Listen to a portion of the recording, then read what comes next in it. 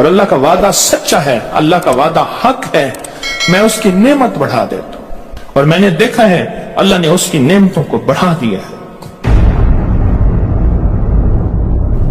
ایک درویش تھے، ایک مسجد ہے کوبے والی، ان میں ان کی قبر ہے۔ کوئی زیادہ سال نہیں گزرے، زیادہ زیادہ 40-50 سال گزرے ہوں گے۔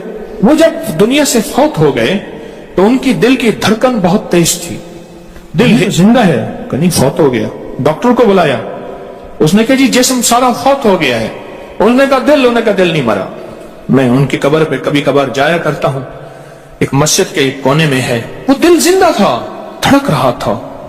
آخر طے ہوا یہ دل زندہ ہی رہے گا، اس اللہ کی امانت کو لحد میں پہنچا دو۔ وہ دل زندہ کیوں تھا؟ اس شخص کے، اس درویش کے کچھ معمولات ہیں، میں بتاتا ہوں۔ وہ کبھی وضو کا پانی ضائع نہیں کرتے تھے، وضو اہتمام سے کرتے تھے، تھوڑے پانی سے وضو کرتے تھے، مسواک استعمال کرتے تھے۔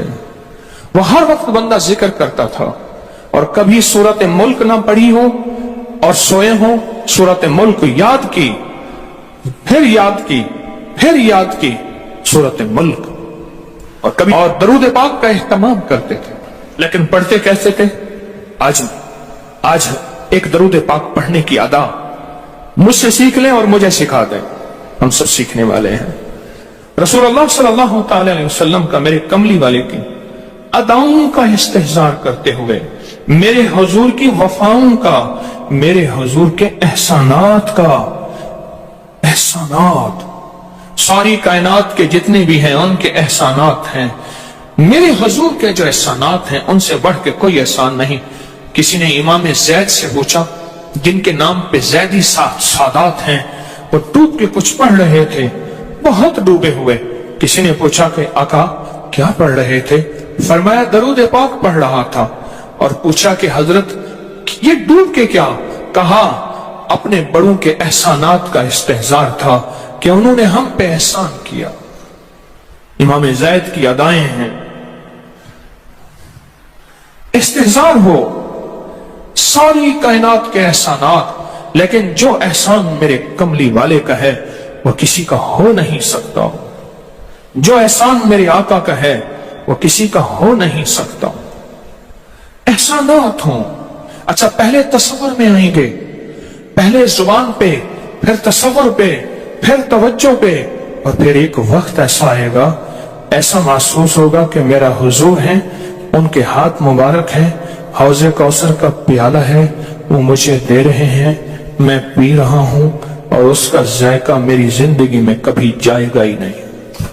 ایسا ہوتا ہے، جن کے ساتھ یہ بیتی ہے بات، ایسا ہوتا ہے، اور 100% ہوتا ہے، اور 100% ہوتا ہے، ایسا ہوتا ہے۔ مشق کرتے کرتے آپ اس مقام تک پہنچ جائیں گے، مشق کرتے کرتے اس مقام تک پہنچ جائیں گے، خود محسوس ہوگا اور جاگتی آنکھوں سے محسوس ہوگا۔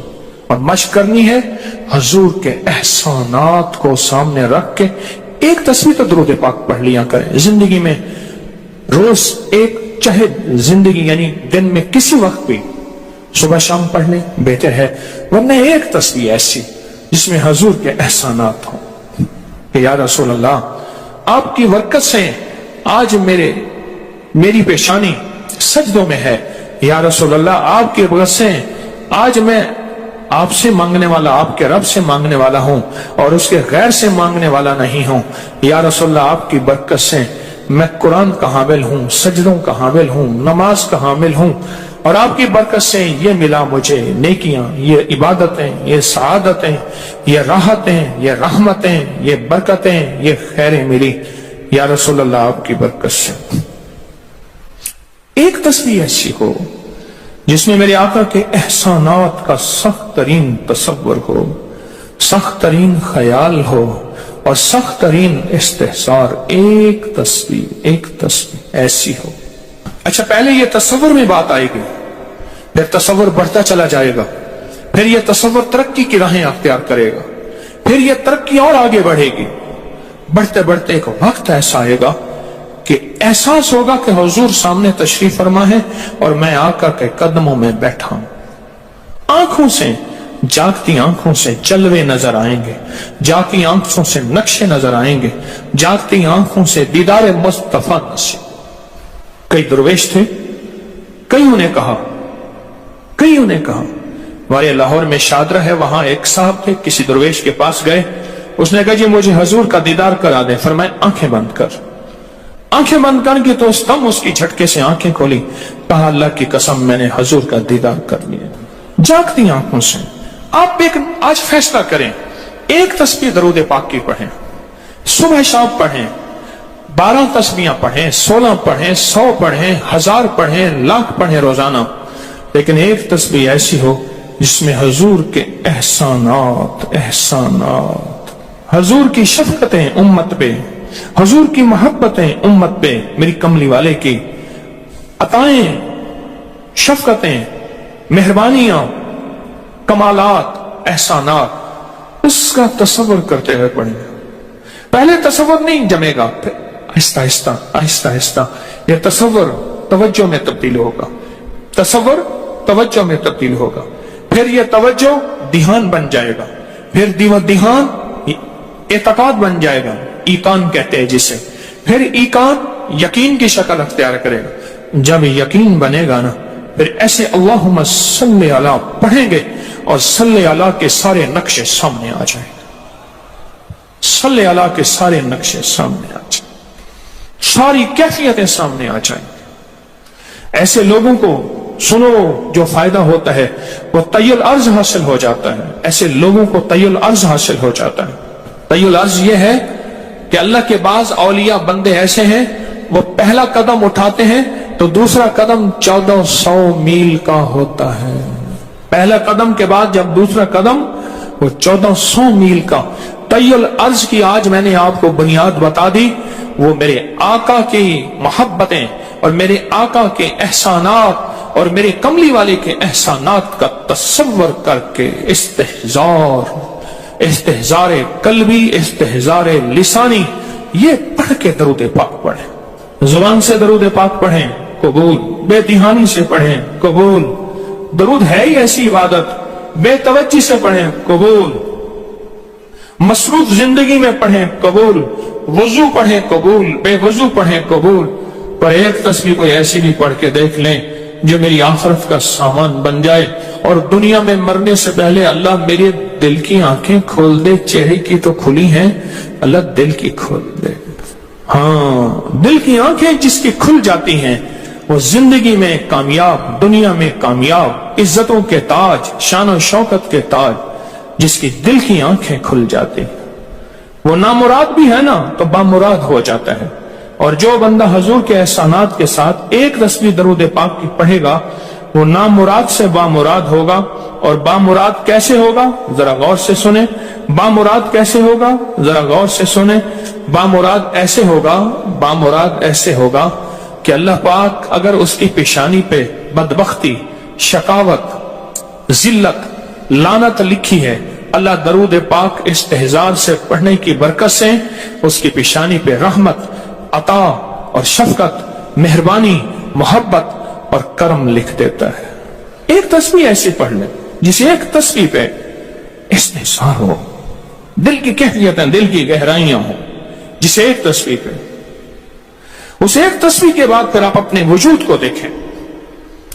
एक फायदा और होगा, जो जिन्होंने अमल किया उन्होंने बताया। एक फायदा और होगा, वो फायदा ये होगा कि जिस्म हवाओं में तहलील हो जाएगा, ये वजूद खत्म हो जाएगा, ये जो मौजूदा वजूद है। देखें, आप जो ख्वाब देखते हैं ना, वो भी आपका वजूद होता है, वो रूह की दुनिया का वजूद होता है, ये तन और मन की दुनिया का वजूद है।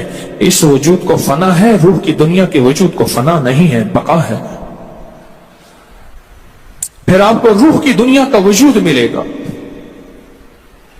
और रूह की दुनिया का वजूद फिर कायनात की सैर करेगा और कायनात के जलवे देखेगा, कायनात के मजाहिर और मंजर देखेगा। फिर आप जुबान पे नहीं ला सकेंगे कि लोगों के बर्तन छोटे हैं। और फरमाया फिर ये शख्स अपने आप को छुपाएगा ऐसे जैसे कोई नापाक कपड़े को छुपाता है, अपने ऐबों को जो छुपाता है, ऐसे अपनी इस विलायत को छुपाएगा। एक तस्बीह से पैदा होती है, एक तस्बीह से।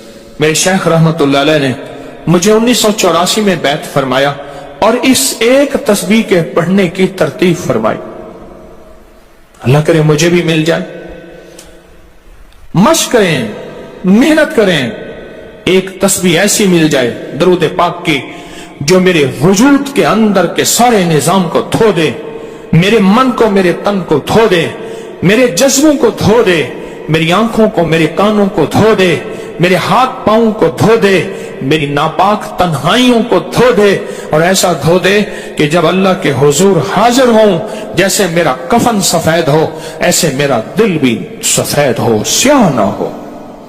یہ ایک تسبیح میری زندگی میں, ایک تسبیح ایسی ہو. میرے حضور کا احسان کر, آپ کے احسانات. اللہم صلی علی محمد و آل محمد, اللہم صلی علی محمد کما تحب و ترضی لہ, اللہم صلی علی محمد بعدد کل دائن و دوائن وبارک وسلم. کوئی بھی درود, مسنون درود ہے, اسے پڑھیں, ایک تسبیح پڑھیں, پر پڑھیں ایسے. اور میں یہ نہیں کہتا کہ صرف ایک ہی پڑھیں, یہ میں ابتدا بتا رہا ہوں, یہ ابتدا بتا رہا ہوں.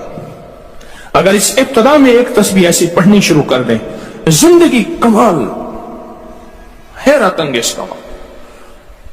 ٹینشن کا علاج آخری درجے کا, ذہنی دباؤ تناؤ کا علاج, ہائی بلڈ پریشر کا علاج, لا علاج بیماریوں کا علاج, الجھی ہوئی زندگی کا علاج, ناممکن مسائل کا علاج اور پریشانیوں کا علاج, دکھوں کا علاج, مسئلوں اور مشکلوں کا علاج, ایک تسبیح دھیان سے پڑھی ہوئی.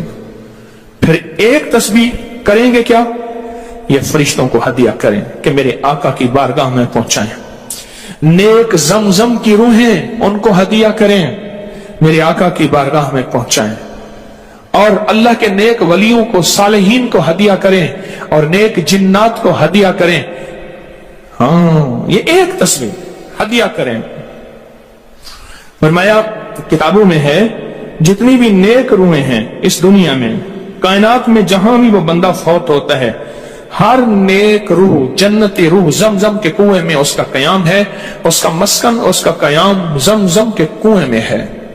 اور جتنی بھی بدکار روحیں ہیں وہ دنیا میں جہاں بھی مرے, ان کا قیام برہوت ایک کنواں ہے جو یمن میں ہے, اس کنویں میں ان کا قیام ہے.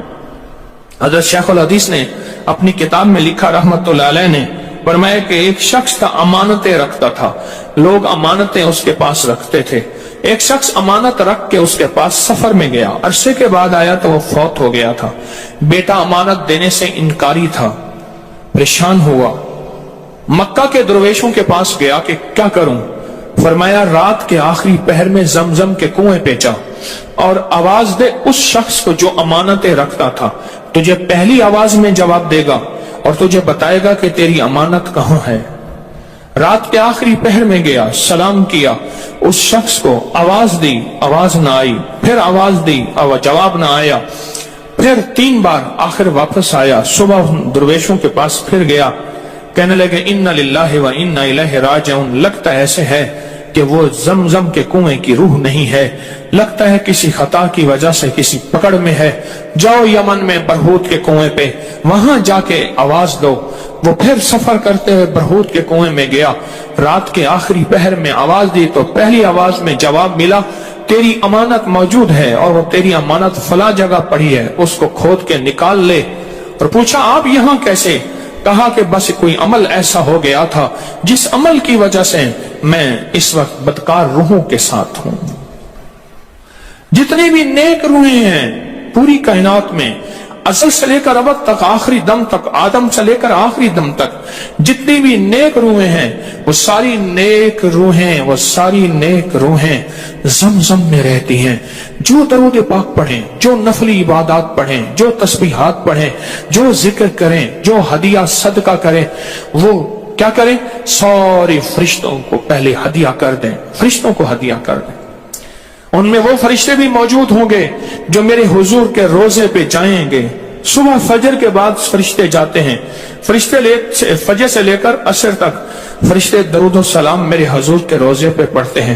پھر ڈیوٹیاں تبدیل ہوتی ہیں, پھر عصر سے لے کر فجر تک اور فرشتے آتے ہیں. اور یہاں تک روایات میں آتا ہے کہ جو آج فرشتوں کی ذمہ داری لگی ہے, خدمت لگی ہے, پھر وہ قیامت تک ان کی خدمت پھر نہیں آئے گی اور وہ پچھتاتے رہیں گے۔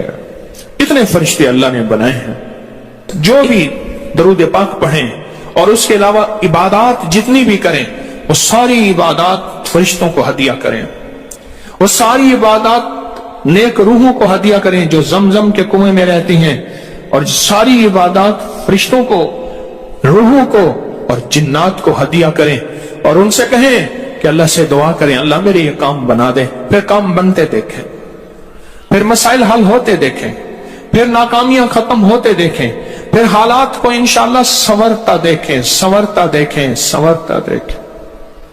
بہت میں نے طاقتور وظیفہ، بہت طاقتور عمل اور بہت طاقتور ایک کنجی اور ایک راز دے دیا آپ کو۔ بہت عجب عمل ہے، بہت طاقتور اور بہت حیرت انگیز عمل ہے، جو میرا نہیں صدیوں سے آزمودہ ہے، صدیوں سے آزمودہ ہے۔ اللہ کے دوست اس کو کرتے چلے آئے ہیں، اور اللہ کے دوستوں کا آزمودہ عمل ہے بہت زیادہ، بہت زیادہ۔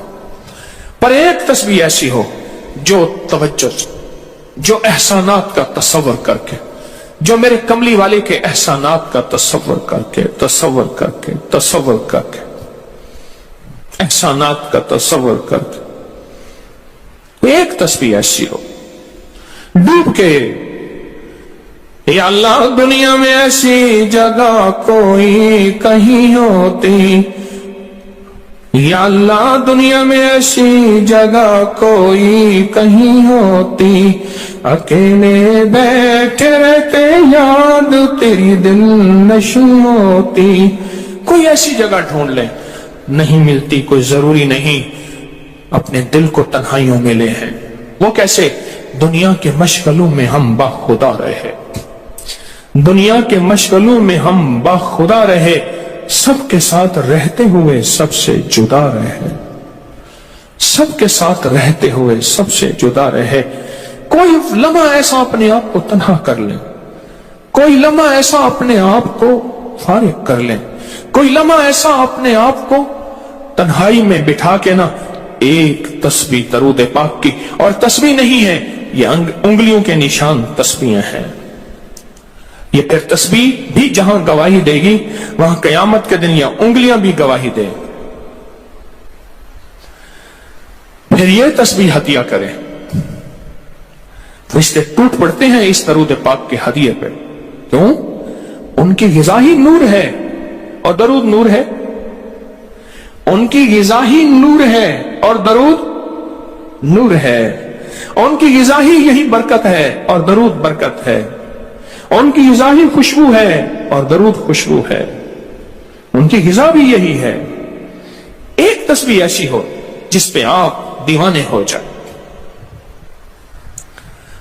یہاں تک کہ بعض مشاہدات میں یہاں تک کہتے ہیں، دیکھنے والے اہل نظر کہتے ہیں کہ ایک تسبیح جو دھیان والی پڑھی اور فرشتوں کو مسلسل ہدیہ کیا، روحوں کو ہدیہ کیا اور جنات کو ہدیہ کیا، تو کچھ ہی عرصے میں فرشتے جاگتی آنکھوں سے نظر آنا شروع ہو جاتے ہیں، اور روحیں خواب میں آ کے شکریہ ادا کرتی ہیں، اور جنات جاگتی آنکھوں سے، جنات دیکھیں اللہ نے جنات کو اوجھل کر دیا، پردے دے دیے، روحوں کے سامنے پردے دے دیے، فرشتوں کے سامنے پردے دے دیے۔ فرشتے ہیں، میری آنکھ نہیں دیکھ سکتی، ارواح کا نظام، روحوں کا نظام ہے، میری آنکھ نہیں دیکھ سکتی، جنات کا نظام ہے، میری آنکھ نہیں دیکھ سکتی۔ اللہ پاک پھر پردے ہٹا دیتے ہیں، رخ سے پردے ہٹے، رخ سے پردے ہٹے، طور جلنے لگا، میرے ساقی کا مجھ پہ کرم ہو گئے، میرے ساقی کا مجھ پہ کرم ہو گئے۔ یہ ایک تسبیح آج کا سبق ہے، کملی والے کی محبتوں کا سبق ہے، ایک تسبیح۔ درود پاک وہ عبادت ہے جس عبادت کے کرنے والا کبھی محروم نہیں رہتا، اس عبادت کو پڑھنے والا کبھی محروم نہیں رہتا۔ درود پاک وہ عبادت ہے، ہر عبادت کے لیے اخلاص کی ضرورت ہے، مخلص ہونا ضروری ہے ہر عبادت کے لیے، ہر عبادت کے لیے اخلاص اور مخلص ہونا ضروری ہے۔ لیکن درود وہ عبادت ہے جس کے لیے مخلص ہونا بھی ضروری نہیں، اگر کوئی بندہ دکھاوے کی نیت سے درود پڑھتا ہے تب بھی قبول ہے، قبول ہے، قبول۔ لیکن مومن کبھی دکھاوے کی نیت سے پڑھ ہی نہیں سکتا. مومن کے اندر تو للہیت اور اخلاص ہوتا ہے اور اللہ کی رضا ہوتی ہے. مومن کبھی دکھاوے کی نیت سے درود نہیں پڑھتا. میں یہ سوچوں کہ میں زندگی میں اپنی زندگی میں اب تک کتنا درود پڑھ چکا ہوں. اور میں ایک محفل تھی، اس میں کچھ لوگ بیٹھے تھے. ایک بندہ آیا، اس نے درود پڑھا. اس کے پڑھنے پہ سارے لوگوں نے درود پاک پڑھا. اس نے درود پڑھا، اس کے پڑھنے پہ سب نے درود پڑھا. اللہ کا اس کا مقبول محبوب بندہ اس محفل میں کوئی ایسا بیٹھا تھا، اس کے پڑھنے سے سب نے پڑھا اور اس کا قبول ہوا. وہ دنیا سے بندہ رخصت ہو گیا. وہ بندہ دنیا سے رخصت ہو گیا. جب دنیا سے رخصت ہو گیا وہ بندہ، تو کسی نے موت کے بعد بعد از وصال پوچھا کیا بنا؟ کہنے لگے اللہ جل شانہ نے مجھے بخش دیا، اور بخشا اس لیے میں نے درود پڑھا تھا، اور میرے درود پڑھنے پہ کسی نے درود پڑھا تھا، اور اس کی اللہ کی بارگاہ میں اس بندے کی اتنی عظمت اور حیثیت تھی کہ اس کا بھی قبول ہوا تو سب کا بھی قبول ہوا. ایک کاتب تھا. کاتب یہ کمپوزر جسے کہتے ہیں، کتابت کرتے ہیں، لکھتے ہیں کتابیں قرآن پاک. کاتب تھا. کسی نے مرنے کے بعد اسے خواب میں دیکھا. کیا بنا؟ کہا جب بھی میں نے حضور کا نام لکھا تو صلی اللہ علیہ وسلم لکھا. ساری زندگی میں اللہ جل شانہ نے میرے صلی اللہ علیہ وسلم جمع کیے، اور ایک طرف میری خطائیں جمع کی، اور وہ میری خطائیں جو ہیں زیادہ ہو گئیں، تو اللہ پاک جل شانہ نے صرف ایک صلی اللہ علیہ وسلم رکھا تو ساری خطائیں ختم ہو گئی اور کملی والے کا درود غالب آ گیا. اب قبر میں جب بندے کو رکھا جائے گا، دائیں بائیں دیکھے گا، اس کا کوئی ساتھی نہیں، کوئی وارث نہیں، سب چھوڑ جائیں گے. ایک حسین شخص دائیں بیٹھا اس کے سوالوں کا جواب دے رہا ہوگا، اور اس کے خوف میں اس کا ساتھی، اس کی وحشت میں اس کا ساتھی، اور اندھیرے میں وہ روشنی اور نور بن جائے گا. اندھیرے میں روشنی اور نور بن جائے گا. اور جب یہ منکر نکیر کے سوالوں سے خلاصی پائے گا اور اس کو راحت ملے گی تو پوچھے گا تو کون ہے آج اس مشکل میں میرا ساتھی؟ کہا میں وہ درود ہوں جو تو دنیا میں اٹھتے بیٹھتے سوتے جاگتے پڑھتا تھا. تو مجھے نہیں بھولا، میں تجھے نہیں بھولوں گا. تو نے مجھے یاد کیا، میں ہمیشہ تجھے یاد کروں گا. ہاں، جہاں بھی مشکل ہو، جہاں بھی پریشانی ہو، زندگی کی کوئی الجھن ہو، وہاں درود پاک کا پڑھنا مشکل کشائی ہے. درود پاک کا پڑھنا حاجت روائی ہے. درود پاک کا پڑھنا زندگی اور صحت ہے، تندرستی ہے. درود پاک کا پڑھنا